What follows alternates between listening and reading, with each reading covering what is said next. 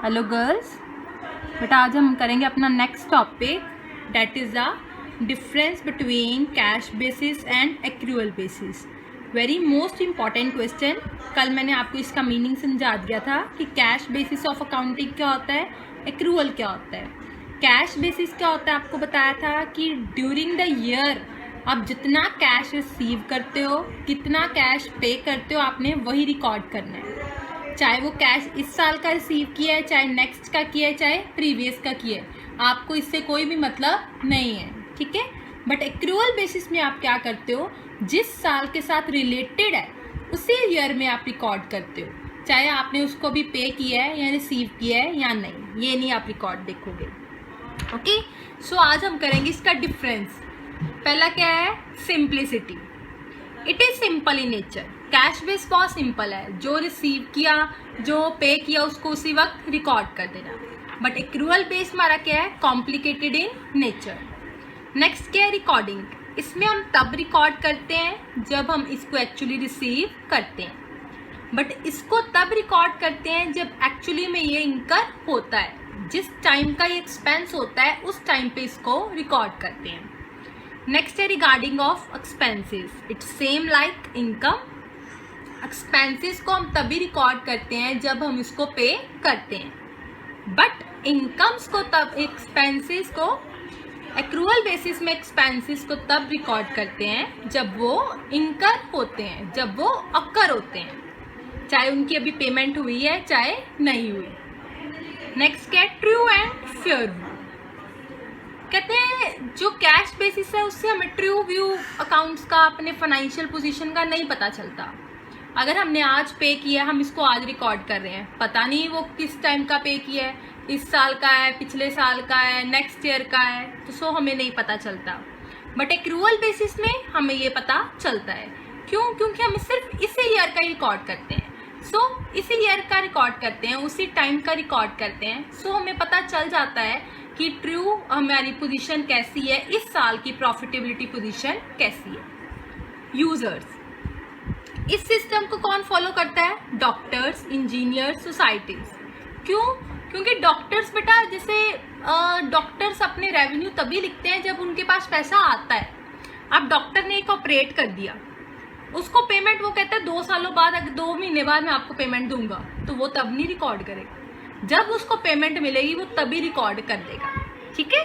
तो डॉक्टर्स कौन सा सिस्टम फॉलो करते हैं, कैश बेसिस। डॉक्टर्स हैं, लॉयर्स हैं, प्रोफेशनल्स जो लोग हैं वो कैश बेसिस करते हैं। और जो हमारे बिजनेसमैन हैं वो कौन सा बेसिस यूज करते हैं, accrual basis. Next, capital and revenue. Under the cash basis, it does not distinction between capital and revenue. There are 2 items होती हैं बेटा। एक होती capital means long term nature, एक होती है revenue means short term nature. According to cash basis में कोई डिफरेंस नहीं है। अगर हमने लैंड खरीदी है, कोई फर्नीचर खरीदा है, तो भी हम इसी में डालेंगे। अगर हमने कोई सैलरी पे की है तो भी हम इसी में डाल देंगे। लैंड खरीदी है तो वो कैपिटल नेचर है, जिसका फ़ायदा हमें लॉन्ग टर्म मिलना है। सैलरी पे की है तो वो रेवेन्यू नेचर है, जो हम अक्सर पे करते रहते हैं, ठीक है। तो इन दोनों में कोई डिफरेंस नहीं है। हमारे से पैसा गया है तो हम कैश बेसिस में डालेंगे, लेकिन एक्रूअल बेसिस में इन दोनों में डिफरेंस है।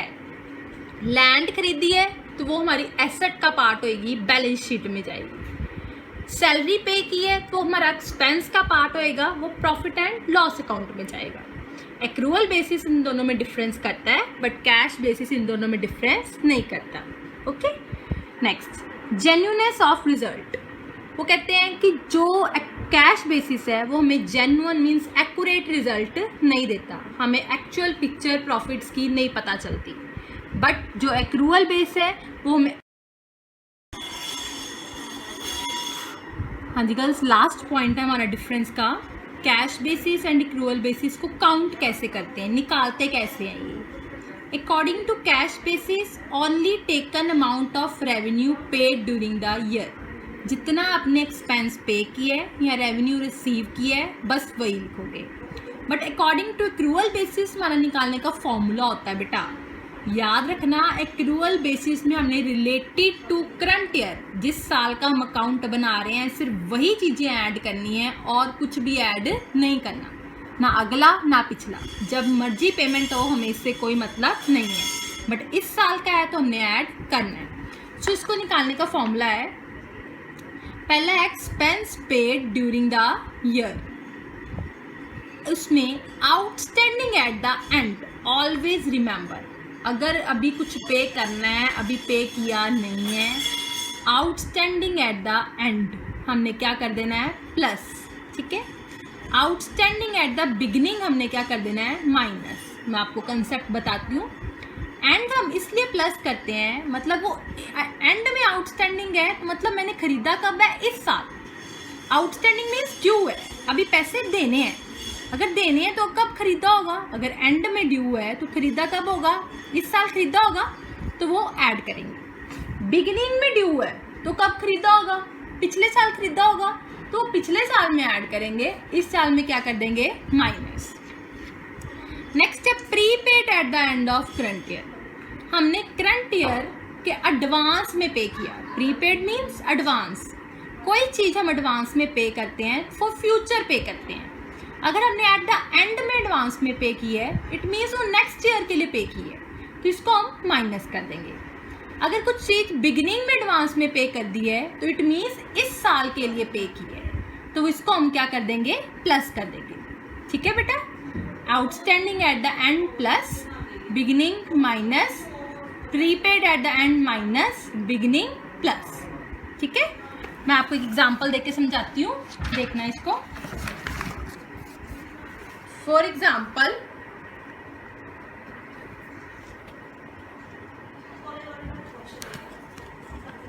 For example, calculate interest expenses for 2019-20। आपको ये इंफॉर्मेशन गिवन है। Interest paid during the year, interest payable on 31 March 2020, interest payable, payable means अभी पे करना है, इट्स लाइक आउटस्टैंडिंग।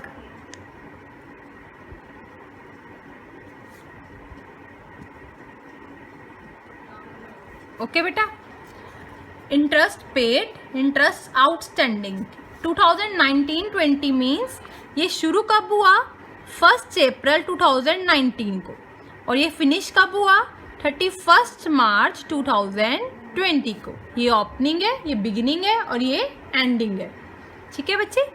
देखो ध्यान से, अकॉर्डिंग टू कैश बेसिस आपने पूरे साल में कितना इंटरेस्ट पे किया, कितना आएगा कैश बेसिस के अकॉर्डिंग कितना आएगा। कैश बेसिस में हमने जितना पे किया हमने बस वही लेना है, क्या आउटस्टैंडिंग है हमें कोई भी फर्क नहीं पड़ता, ठीक है। हमने कितना पे किया पूरे साल में, interest paid during the year कितना आया ₹18,000, ये आ गया according to cash basis. Accrual basis में हमारा फॉर्मूला लगता है, मैंने आपको अभी बताया। अब ये आउटस्टैंडिंग है, प्रीपेड नहीं है। सबसे पहले हम क्या लिखेंगे, interest paid during the year कितना आया, कितना आ गया ये हमारे पास 18,000।